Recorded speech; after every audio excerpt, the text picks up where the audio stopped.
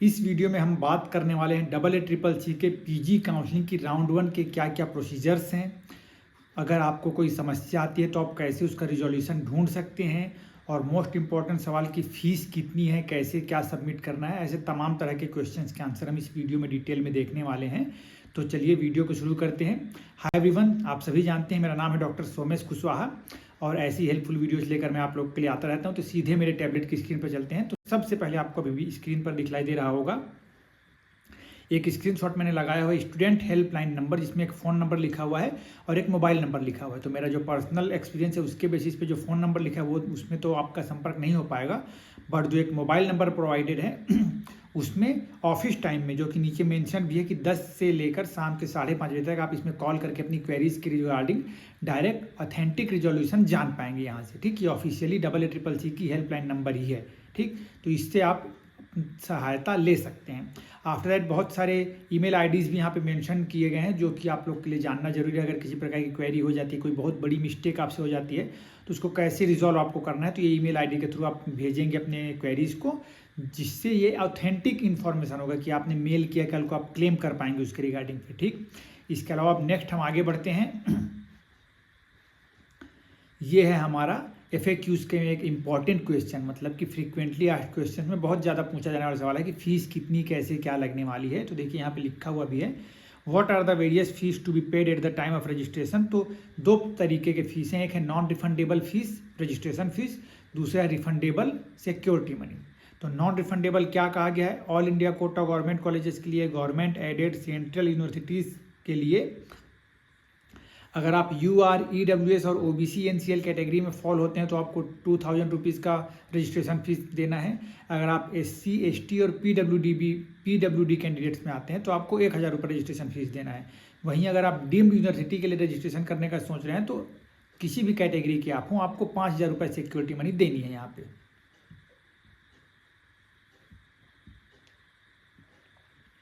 Next, refundable security money. तो government colleges, government aided colleges के लिए जो रिफंडेबल सिक्योरिटी मनी है वो है 20,000 रुपये, और डीम्ड यूनिवर्सिटीज़ के लिए है रिफंडेबल मनी 50,000 रुपये।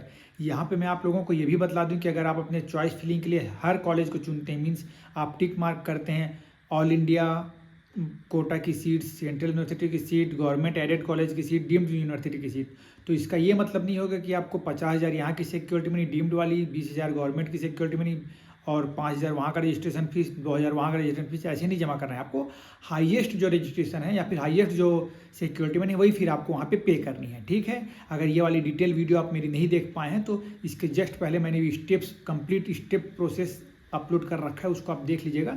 वो आपके रजिस्ट्रेशन में, चॉइस फिलिंग में बहुत हेल्पफुल होने वाली है, और बहुत सारी गलतियों को करने से आप वहाँ पे बच पाएंगे।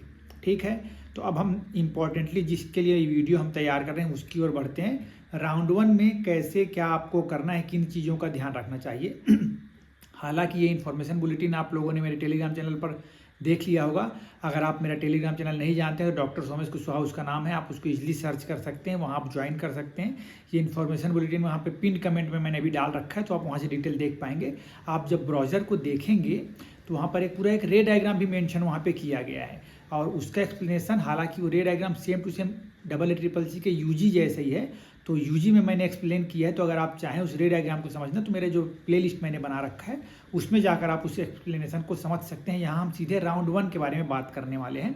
तो एलिजिबिलिटी क्या है, आप सभी को पता है कि AIA-PGT 2024 जिन्होंने दिया हुआ होगा और उसमें जो क्वालिफाई किए हुए हैं अपने कैटेगरी में, ठीक, उसके बिहाफ पे अगर आप क्वालिफाइड हैं तभी आप राउंड 1 के लिए एलिजिबल हैं। ये देखिए यहाँ पे बात लिखा है, क्वालिफाइड कैंडिडेट्स लिखा है। फिर प्रोसेस क्या है, सबसे पहला प्रोसेस है रजिस्ट्रेशन करना है आप लोगों को। रजिस्ट्रेशन के लिए मैंने फीस बतला दी आपको, कंप्यूटर में जाके खुद से आप करेंगे तो बेहतर होगा। किसी भी स्टेप में अगर आप फंसते हैं तो मुझे याद करिए, अपने किसी टीचर से पूछ सकते हैं, अपने सीनियर से सलाह ले सकते हैं, अपने पेरेंट्स से आप पूछ सकते हैं, वो आपसे बेहतर समझ पाएंगे बातों को वहाँ पे। ठीक, रजिस्ट्रेशन करना है आपको, जिस किसी के लिए भी आप करना चाह रहे हो, गवर्नमेंट के लिए, गवर्नमेंट एडेड के लिए, सेंट्रल यूनिवर्सिटीज़, नेशनल इंस्टीट्यूट्स और डीम्ड यूनिवर्सिटीज़, इन सब में एडमिशन के लिए यही EEEC के PG पोर्टल पे आपको रजिस्ट्रेशन करना है। After that payment of counselling fee. तो जैसे जैसे आप चॉइस फिलिंग करेंगे। लाइक अगर आप गवर्नमेंट कॉलेज के लिए करना चाह रहे हैं तो जो 2,000 रुपये नॉन रिफंडेबल है यूआर के लिए और 20,000 सिक्योरिटी मनी, मतलब टोटल 22,000 रुपये आपको पे करने हैं। अगर आप केवल डीम्ड चुनते हैं तो 50,000 रुपये सिक्योरिटी मनी और 5,000 रुपये रजिस्ट्रेशन फीस ये आपको जमा करना है। अगर आप ओवरऑल सब चीज़ों को मार्क करके चुनते हैं तो आपको हाईएस्ट मतलब कि वही 55,000 रुपये ही जमा करने हैं। तो वही यहाँ पे आवाज़ लिखा है, 2 तरीके की फीस है यहाँ पे, नॉन रिफंडेबल रजिस्ट्रेशन फ़ी प्लस रिफंडेबल सिक्योरिटी मनी। इसके तहत आपको अपना सोच कर, अपनी रैंक के अकॉर्डिंग, अपनी थॉट के अकॉर्डिंग, जो आपको सब्जेक्ट चाहिए, जैसा इन्वायरमेंट चाहिए उसके अकॉर्डिंग डिसीजन लेकर आपको पेमेंट, आप काउंसलिंग फ़ी करनी है। बहुत सोच समझ के करिए, गलती नहीं कीजिएगा। थर्ड स्टेप होगा चॉइस फिलिंग, कैसे क्या करना है। तो as per the candidates preference on stream and institute candidate can lock their choices as per schedule. आपका जो चॉइस लॉकिंग है, चॉइस फिलिंग तो आप कर लेंगे, लॉकिंग का लास्ट डे मैंने आपको बतला दिया, उसी में वो लॉक होने वाला है। अगर आप नहीं करेंगे तो भी सर्वर टाइम के अकॉर्डिंग वो ऑटोमेटिक लॉक हो जाएगा, तो उसमें घबराने की बात बिल्कुल भी नहीं है। If the candidate cannot lock the choices in the time, it will automatically be locked as per the server time। वही बात है जो मैंने आपको बतला दी। तो ये डाउट आपका क्लियर हो गया। हाँ, यहीं पे मैं एक बात और बतला देता हूँ। जब आप फॉर्म फिलअप करेंगे तो पासिंग ईयर, वहाँ पे एक ऑप्शन लिखा हुआ है कि यूजी का पासिंग ईयर आपका क्या है। तो पासिंग ईयर यूजुअली हम क्या भरते हैं, तो जो आपके फाइनल ईयर का रिजल्ट होगा, BAMS का फाइनल ईयर का रिजल्ट, उसमें एक डेट मेंशन होगी, वही आपका पासिंग ईयर होता है। ठीक है, क्योंकि कई बच्चे क्या होते हैं, पास तो कर लिए बट इंटर्नशिप कई किसी कारणों से डिले हो जाती है, तो इंटर्नशिप वाले डेट को वो लोग भर लेते हैं कि इंटर्नशिप जब आप कंप्लीट कर रहे हैं वो आपका पासिंग ईयर नहीं है। ठीक, ये ध्यान रखिएगा। Next, processing of allotment seat. तो उसके बाद इसमें हमको कुछ नहीं करना, वो तो सिस्टम से प्रोसेस होगा। फिर publication of provisional list, provisional list आएगी जो आप देख पाएंगे। फिर उसके बाद फाइनल लिस्ट आ जाएगी जिसको हमको देखना है।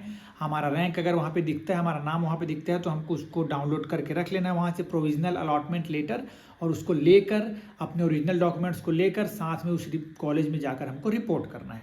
ठीक है, physical reporting to the allotted institute will with all original documents. Okay, ये ध्यान रखिएगा, all original documents. The registration unlocking facility schedule is available as a one time measure. वो केवल एक बार ही आप अपनी गलतियों को सुधारने का मौका मिलेगा, तो ध्यान रखिएगा इस ऑप्शन को यूज ही ना करना पड़े। हर बार मैं अपनी वीडियो में ये बात आप लोग को दोहरा रहा हूँ।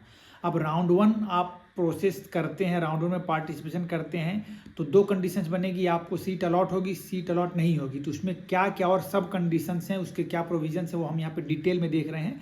तो ध्यान से मेरी बातों को सुनिएगा, वीडियो को 2-3 बार रिवाइंड करके देख लीजिएगा, तो आपके लिए पूरे डाउट्स क्लियर हो जाएंगे।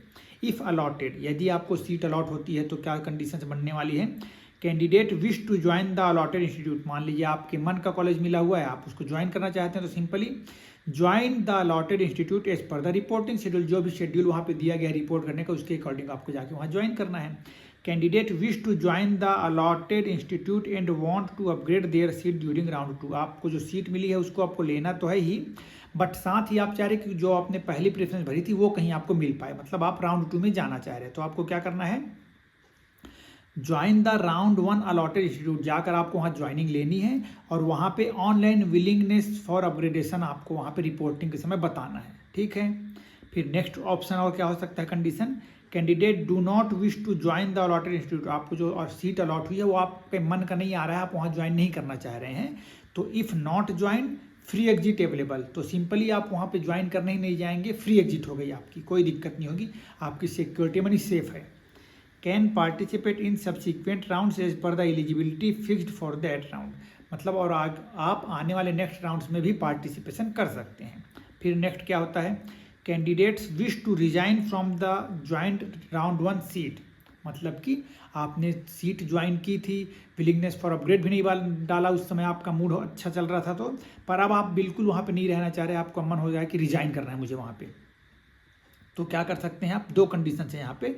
Can avail a free exit, आप फ्री एग्जिट ले सकते हैं, कौन से कंडीशन में, till the date of announcement of round 2 final result excluding final result date. मतलब कि राउंड 2 का फाइनल रिजल्ट आने के पहले अगर आप उसको छोड़ते हैं तो वो फ्री एग्जिट है आपके लिए। And can participate in subsequent rounds, और आप आगे के राउंड्स में भी पार्टिसिपेशन के लिए एलिजिबल हैं। ठीक, ये बेस्ट पार्ट है आपके लिए।